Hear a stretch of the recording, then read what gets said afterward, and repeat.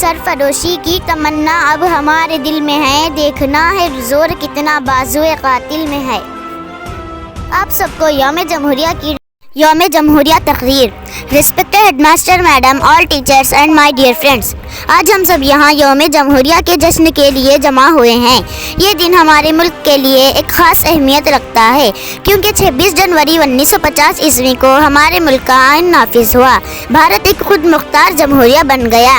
یقیناً ہم سب یوم جمہوریہ کی اہمیت سے واقف ہیں، لیکن آج میں آپ سب کے ساتھ جڑے کچھ انوکھے حقائق شیئر کرنا چاہوں گی۔ ہمارے ملک کا دستور ایک دنیا کا سب سے طویل تحریری دستور ہے، جسے ڈاکٹر بھیم راؤ امبیڈکر کی قیادت میں تیار کیا گیا۔ اس کی تیاری میں تقریباً 2 سال 11 مہینے 18 دن لگے۔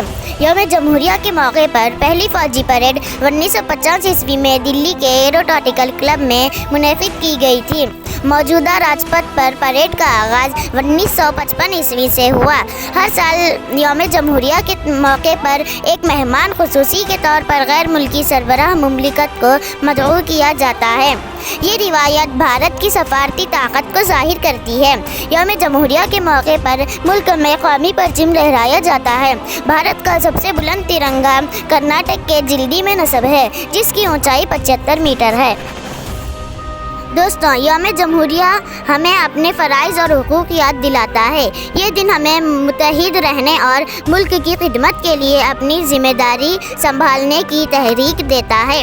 ہمیں عہد کرنا چاہیے کہ ہم بھارت کو ایک بہتر، مضبوط اور خوشحال ملک بنائیں گے۔ سرفروشی کی تمنا اب ہمارے دل میں ہے، سرفروشی کی تمنا اب ہمارے دل میں ہے، دیکھنا ہے زور کتنا بازوئے قاتل میں ہے۔